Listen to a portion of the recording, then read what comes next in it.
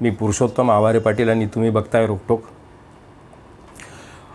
मराठा आरक्षणाच्या मुद्द्यांवरून गेली 1 वर्ष वेगवेगळी आंदोलनं करणारे मनोज जरांगे पाटील अचानक अंतरावली सराटीतून मुंबईला उपमुख्यमंत्री देवेंद्र फडणवीस यांच्या सागर बंगल्याकडे निघाले।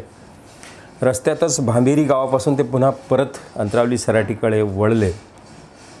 लोकांना मोठं आश्चर्य वाटतं की वाशीमध्ये विजयाचा गुलाल उधळला गेला। मुख्यमंत्री एकनाथ शिंदे आणि मनोज जरांगे पाटील एकमेकांची गळाभेट झाली, गुलाल उधळला गेला, आनंदोत्सव साजरा केला गेला। त्यानंतर असं काय झालं की अंतरावली सराटीत जाऊन पुन्हा मनोज जरांगे पाटलांना आमरण उपोषणाला सुरुवात करावी लागली। या दरम्यान उपोषण सुरू असतानाच त्यांचे 2 ते 3 सहकारी हेही मनोज जरांगे पाटलांच्या विरोधात गरळ ओकायला लागले। अजय बारसकर असतील, ती संगीता वानखडे असेल, आणखी 2-3 सहकारी आहेत। खरं म्हणजे सार्वजनिक आंदोलनात असं होतच असते की ज्याला नेतृत्व पुढे आपलं येऊ दिलं जात नाही असे जाणीवपूर्वक जाणीव होते, अशी माणसं नेत्याच्या विरोधात आगपाखड करत असतात। परंतु 3-4 माणसं जेव्हा एकत्र येतात आणि अशा पद्धतीची आगपाखड करतात तेव्हा एखाद्या आंदोलनाचं नेतृत्व करणाऱ्या माणसानं सुद्धा आत्मपरीक्षण केलं पाहिजे। गेल्या आठवड्याभराचे जे काही पवित्रे आहेत मनोज जरांगे पाटलांचे, ते पवित्रे पाहता असं वाटते की थोडंसं मनोज जरांगे पाटलांचं लहरी काम तर होत नाही आहे ना। आली लहर केला कहर या पद्धतीचं आंदोलन कधी चालत नसते।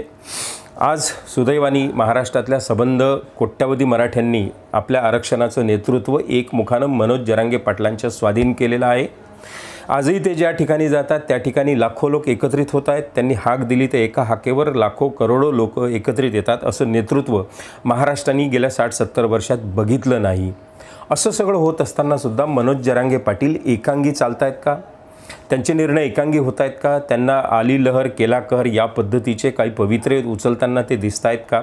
हे प्रश्न या निमित्ताने निर्माण झालेले आहेत। जे मुख्यमंत्री किंवा जे सरकार आतापर्यंत मनोज जरांगे पाटलांच्या आंदोलनाविषयी सहानुभूती ठेवून होतं, अनेकांना तर असं वाटत होतं की मनोज जरांगे पाटील आणि एकनाथ शिंदे यांचं जणू काही साटलोटं आहे का? ते ज्या पद्धतीने OSD पाठवतात, त्यांचे प्रतिनिधी पाठवत आहेत। एखाद्या आंदोलनाला प्रत्यक्ष मुख्यमंत्र्यांनी 2-3 वेळ जाणं हे महाराष्ट्रात फार अपवादाने घडलं, परंतु मनोज जरांगे पाटलांच्या आंदोलनाच्या निमित्ताने 2 वेळ मुख्यमंत्री जाऊन आले, अंतरावली सराटीला जाऊन आले, वाशीला स्वतः जाऊन भेटले। असं असतानासुद्धा आता ज्या मुख्यमंत्र्यांवर एकनाथ शिंदेंवर मनोज जरांगे पाटलांच्या साटलोटं असण्याचा आरोप होत होता, तेच एकनाथ शिंदे मनोज जरांगे पाटलांना आंदोलनाच्या निमित्ताने कुणीही कायदा हातात घेऊ नये, नाहीतर पोलिसांना कडक कारवाई करावी लागेल असा इशारा का देतात? ह्या सगळ्या गोष्टी बघितल्या तर असं वाटते की मनोज जरांगे पाटलांचे जे काही सहकारी आहेत, जे काही सल्लागार आहेत, मराठा क्रांती मोर्चाचे असतील, मराठा समन्वयक असतील, त्या समन्वयकांनी योग्य पद्धतीनं सल्ला देण्याची गरज आहे। मराठा आरक्षणाचं आंदोलन एका विशिष्ट उंचीला येऊन पोहोचलेलं असताना अगदी 0.5% मागणी जर राहिली असेल तर ती मागणीसुद्धा आहे त्या पद्धतीनं आंदोलनाची डिग्निटी मेंटेन करून आपल्या पदरात ते पडलं पाहिजे असं अनेक लोकांना वाटते। त्यामुळे मनोज जरांगे पाटलांच्या अवतीभोवती जे सहकारी आहेत त्या सहकाऱ्यांचं मनोज जरांगे पाटील काही ऐकून घेतात की नाही, हाही प्रश्न या निमित्ताने चर्चेला जात आहे। मनोज जरांगे पाटलांनी या आपल्या सगळ्या मराठा समन्वयक जे आहेत त्या सगळ्या सहकाऱ्यांकडून योग्य त्या सूचना घ्याव्यात। अगदी बोलताना काय भान बाळगलं पाहिजे, कारण गेल्या काही दिवसातल्या त्यांच्या काही क्लिप ज्या व्हायरल झाल्या आहेत त्या असं वाटतंय की तोल घसरल्याची काही लक्षणं आहेत का? एखाद्याला जातीवाचक बोलणे, एखाद्याला विभागीय आयुक्त असतील, कलेक्टर असतील, त्यांचा अपमान होईल या पद्धतीनं वक्तव्य करणं, वारंवार छगन भुजबळांच्या पाठीशी लागणं, त्यांना अदबातबा बोलणं हे खरं म्हणजे टाळायला पाहिजे। एखादा इशारा केला ठीक आहे, त्यानंतर उल्लेख करू नये, परंतु वारंवार ते उल्लेख होत आहेत, शिवराळ भाषा वापरली जाते आहे। तरीही जर आजूबाजूचे समन्वयक किंवा सहकारी जर मनोज जरांगे पाटलांना योग्य पद्धतीनं समजावून सांगत नसतील तर हा एकट्या मनोज जरांगे पाटलांचा पराभव नाही आहे, हा सबंध मराठा समाजाच्या एकमुखी होत असलेल्या आंदोलनाचा हा पराभव कदाचित इतिहासात नोंद होईल असं होऊ नये म्हणून मनोज जरांगे पाटलांनी सुद्धा अतिशय संयमानं हे आंदोलन हाताळलं पाहिजे. काही गोष्टीच्या मनोज जरांगे पाटलांच्या मर्यादा असतील तर त्यांनी एक स्वतःचे जे 8-10 सहकारी आहेत त्या सहकाऱ्यांमधून एक माणूस की ज्याचं भाषेवर प्रभुत्व आहे, ज्याचं मराठा आरक्षणाच्या वेगवेगळ्या तांत्रिक मुद्द्यांवर ज्याचं लक्ष आहे, अभ्यास आहे, ज्याला वेगवेगळ्या नेत्यांशी योग्य पद्धतीनं बोलणी हाताळता येते, असा एखादा माणूस आपल्या चळवळीच्या वतीनं, मराठा आरक्षण आंदोलनाच्या वतीनं एखादा प्रवक्ता ठेवला पाहिजे. सोळुंखे सारखे त्यांच्याजवळ प्रवक्ते आहेत, असा एखादा प्रवक्ता ठेवला पाहिजे. ही आपली सूचना आहे.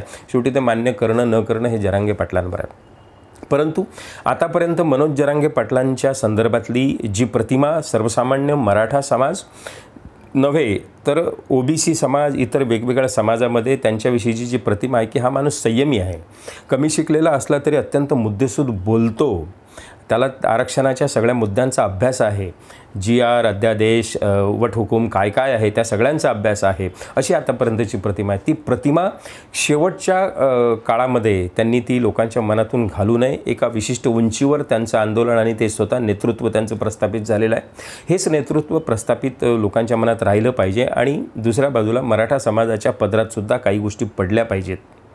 जवळपास 99% काम झालेलं आहे. कदाचित सगळे सोयऱ्यांची जी अंमलबजावणी असेल ती राहिलेली आहे, ती पण होईल. सुरुवातीपासून अनेकांना आज बोलण्यासाठी मनोज जरांगे पाटलांनी संधी दिलेली आहे. सुरुवातीला केवळ मराठवाड्यातल्या लोकांना सरसकट OBCमधून आरक्षण द्या अशी मागणी, मग महाराष्ट्रातल्या संबंध लोकांना मागणी, मग सगळ्यांना महाराष्ट्रातल्या मराठ्यांना OBCमधून आरक्षण द्या अशी मागणी, नंतर त्याच्यापासून थोडंसं दूर जाणे, मग सरकारचं सतत घोषणा असणे की OBCच्या आरक्षणाला धक्का न लावता आम्ही मराठ्यांना आरक्षण देऊ, 10% आरक्षण देऊ.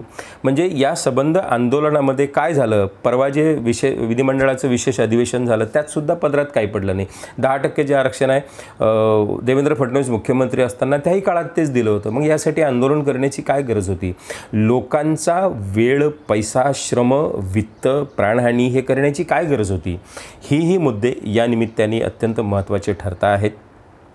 अचानक लोकांशी बोलताना, अंतरावली सराटीत चर्चा करताना रात्री मनोज जरांगे पाटील मुंबईकडे निघतात काय, मध्येच थांबतात काय आणि पुन्हा तिथून बांबेरीतून परत अंतरावली सराटीमध्ये येतात काय, हे ज्या पद्धतीने होते आहे तर ही लहर सार्वजनिक जीवनात कामाची नसते. लोकांशी चर्चा करावी लागते. किंबहुना या वर्षभराच्या काळामध्ये जे लोक मजबूतपणे आपल्यासोबत आले आहेत त्या लोकांशी चर्चा करणं, त्यांना समजत नसेल तर ज्यांना या क्षेत्रात समजते त्याही लोकांशी चर्चा करणं आणि अत्यंत संयमाने मागच्या पुढचा येणाऱ्या 100 वर्षाचा 50 वर्षाचा विचार करून काही मुद्द्यांवर निर्णय घेणं, हे सगळं अपेक्षित असताना मनोज जरांगे पाटलांकडून सध्या तरी मात्र ते होताना दिसत नाही.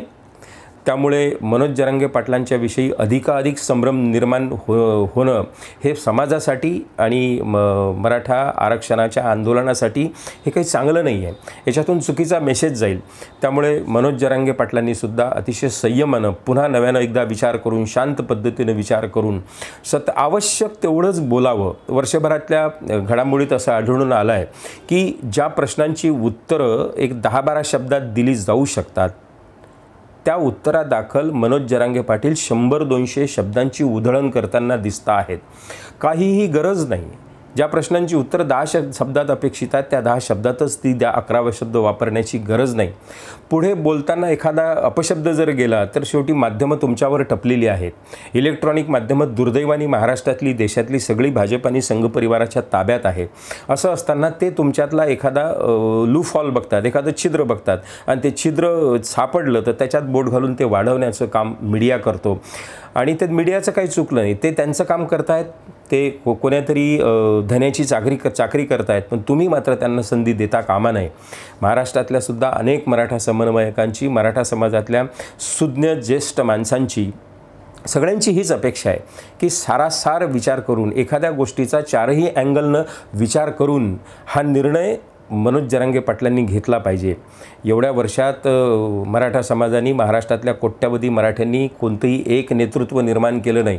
या निमित्ताने मनोज जरांगे पाटलांच्या रूपाने एकमुखी नेतृत्व निर्माण झालेलं आहे. त्यांच्यावर लोकांनी जीव ओवाळलेला आहे.